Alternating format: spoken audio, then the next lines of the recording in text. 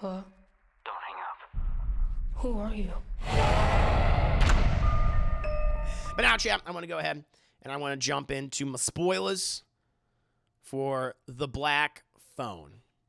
So, as I said before, chat, for The Black Phone, one of the things that frustrated me was the lack of motivation for Ethan Hawke's character of the Grabber as the titular serial killer in the movie.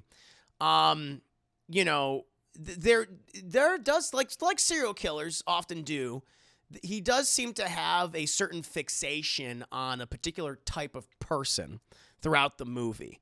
Like the film opens up with him kidnapping this young boy, seems to be about 12 or 13 years old, at a baseball game. Someone that also Finney had an interaction with. I think his name is Yamada. He's a young I think a Japanese teenager. Kidnaps him, and we see it throughout the film. He's also going after all these other young boys. And you're thinking like, oh, is he a pedophile? Is that what he's doing? He's taking them back to his basement to have sex. Again, it's not established. They may, I mean, there might be like some hint, because this whole thing, they established in the beginning of the movie that once, finally Finney is taken there, and he's interacting with all the other boys that have been kidnapped around his area, chat. So like Yamada, like I mentioned, and the one really bad child actor, Robin, who's like the town tough guy, and he dresses like Rambo and shit. That's the thing.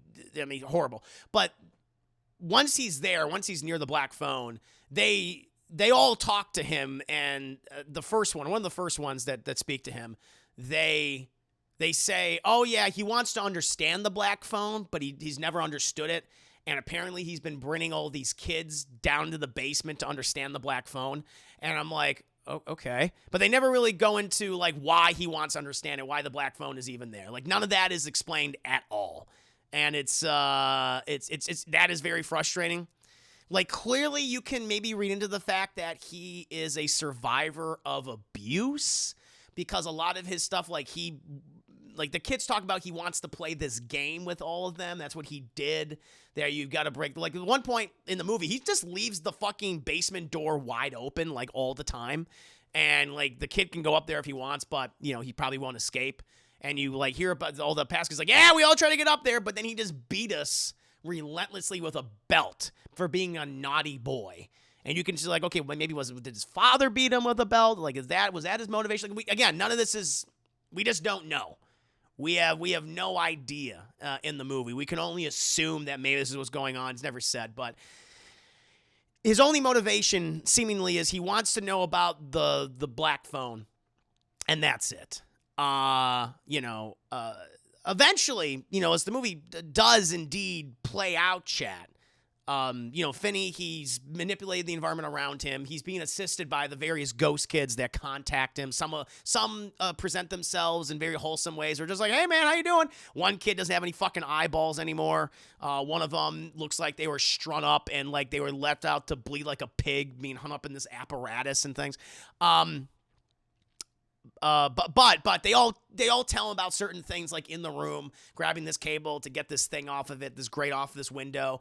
One kid tells him about this drywall that you can literally punch through and you'll be inside of a freezer on the other side. And it's like, okay, you get all these things. And also there is some, underneath the tiling, you can create like a pit. You can create a pit to like, potentially trap the grabber or to like have him injure himself. The movie eventually plays out where Finney, he is okay. So here's the big thing. This is one of the things that I didn't bring up in my initial review. So the grabber has a brother that is living with him, and this is the one that I think people are gonna be like, wait, what? That's actually the actor who's playing the grabber's brother in this movie. You've seen him before, Jay. Probably the last time you saw him was in It. James Ransone, who plays Max, and he's the grabber's brother. And the thing is with him, he's obsessed with trying to find the grabber, but he doesn't realize that he's literally living at the same house where the grabber's at, where he also keeps a fucking child dungeon down there. I think that's going to be one people are going to be like, okay, what the fuck is this? This is ridiculous. He inevitably, after taking a lot of coke, realizes, oh, my brother's the grabber. And he goes downstairs, chat. And he finds him, and this guy, but he's really stupid. He's like, oh, fuck, I didn't think it was, but I figured it out. And the kid's like, oh, help me. He's like, no, I'm going to tell you about how I figured it out. And then, bam, fucking axe to the head, dead. And Ethan Hawke's like, you made me do this. You made me kill my brother. He was an idiot, but he was my idiot. And that's when it all plays out. And then the grabber brings down his dog. He's like, I'm going to have my dog eat you. And then fucking Finney's like, well, feet don't fail me now. And he he messes with Ethan Hawke. He also fills a phone with like dirt, and as you saw in the trailer, beats him up with it. But at one point, he creates a fucking pit in the middle of in this little hallway leads to the little toilet area, and he uses a tarp to cover it. And Ethan Hawke runs after him, and but he doesn't know that there's a hole there. He falls through, breaks his fucking ankle bone. He's like, ah! And then eventually Finney just beats the shit out of Ethan Hawke, chat. Just smashes his face in with the black phone, and then just starts strangling him with the cord, because it's a 70s, chat. It's a corded phone. And then the phone starts ringing. And then Ethan Hawke's like, ah! And then Finney's like, they want to speak to you, or like, it's for you. And all the kids that he murdered start telling him, like, you're going to fucking die. You're going to be down here with us, so we're going to torture you. And then it's like, oh my God. And then Finney literally snaps the neck of Ethan Hawke, and he's killed. He then uses the steak from the freezer room that he got into, distracts the dog, and he goes upstairs and he escapes. That's how the movie ends. Now, this is also coinciding. This whole storyline, Chad, is coinciding with his sister, Gwen. And this is the part of the movie that I feel like I don't know what purpose this serves, other than to like just give the sister something to do. So as I said before, she has these dreams that are like visions of places she's never been to, but of things that people have experienced and seen. And so throughout the movie, she's getting these visions through all the past victims of the grabber in the movie.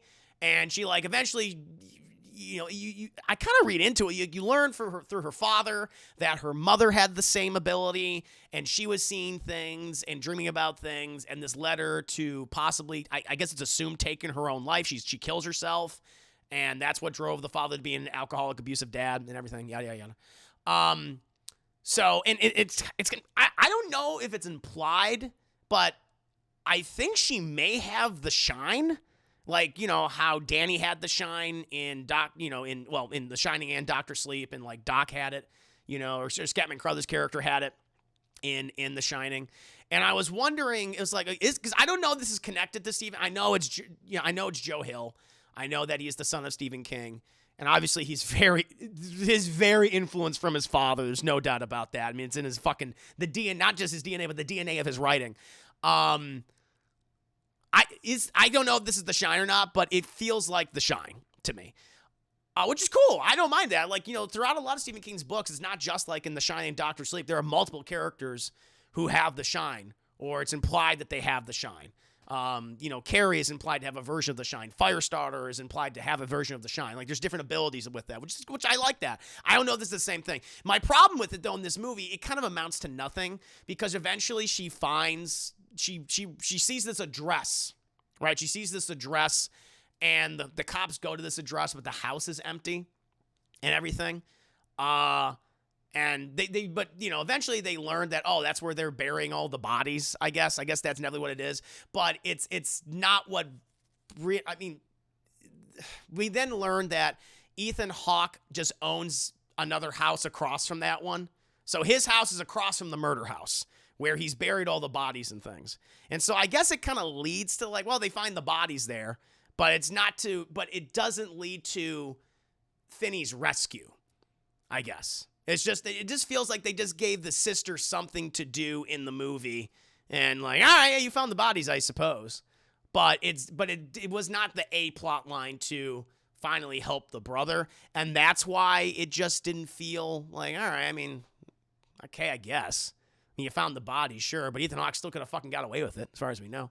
And it all just coincided together at that very moment. So when they found the bodies, that's when like Finney kills Ethan Hawke. It's padding, and listen, I get they want stuff for her to do, because I do think for the most part she's pretty good in the movie, and she's fun, and she's a little sassy character, a little spitfire, as I said, chap. But yeah, I don't know. It just felt unnecessary.